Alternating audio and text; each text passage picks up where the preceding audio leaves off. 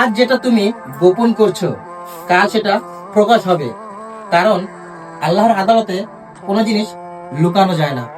কথাটা মনে রেখো।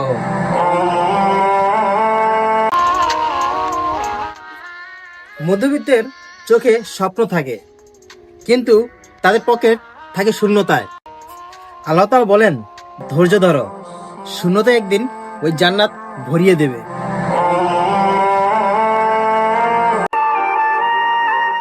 আমরা অন্যের জীবন দেখি, কিন্তু এই নিজের জীবন নিয়ে হিসাব করি না, তাই এ মনে শান্তিও পাই না।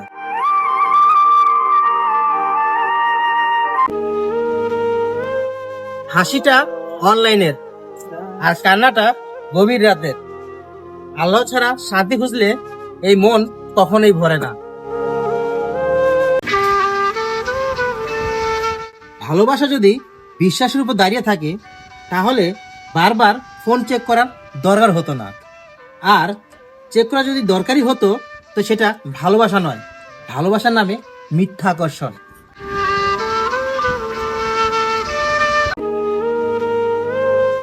যে চোখে পানি আসে আল্লাহর ভয়ে, সে চোখে কখনো জাহান্নামের আগুন লাগবে না।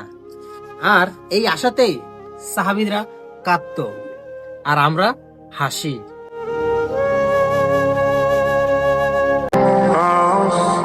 নবী করিম সাল্লাল্লাহু আলাইহি সাল্লাম বলেছেন, সবচেয়ে শক্তিশালী সে নয় যে অন্যকে আঘাত করে, সবচেয়ে শক্তিশালী সে যে নিজের রাগকে নিয়ন্ত্রণ করে। কথাটা মনে রেখো।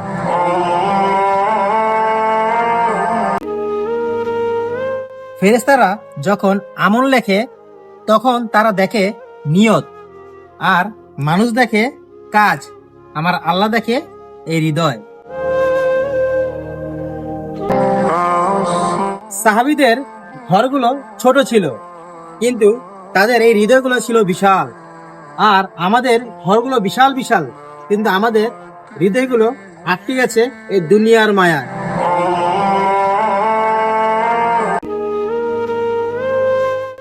মালাকুল মউত কখনো কাউকে বলে না তোমার কাজ শেষ করো, তাই সাহাবীরা সবসময় প্রস্তুত থাকতো, আর আমরা শুধু বাহানা খুঁজি।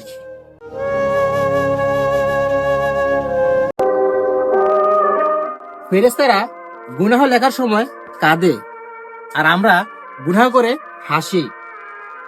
একদিন হিসাবের খাতা খুলবে, তখন ভাই এই হাসিটা আর থাকবে না।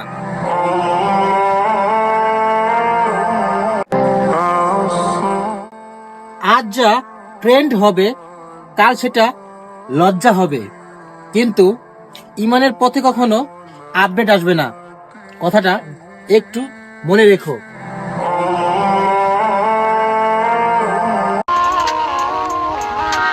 অপরাধ করে কেউ বড় হয় না, বরং তার শাস্তির রাস্তাটা ছোট করে ফেলে।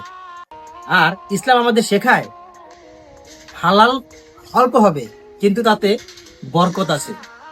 কথাটা মনে রেখো। একই ঘরে বড় হচ্ছে দুইটি ভাই, একজন হলো ভালো আর আরেকজন হলো নষ্ট, কিন্তু সমস্যাটা টাকায় নয়, সমস্যাটা হলো দিনের শিক্ষা নাই।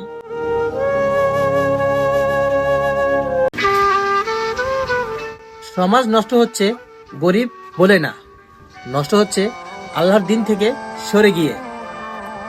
আল্লাহর দিনে ফিরে এসো, তখনই নিচু ঘর থেকেও উঁচু মানুষ বের হবে। কথাটা একটু মনে রেখো। ইমান বলে থামো,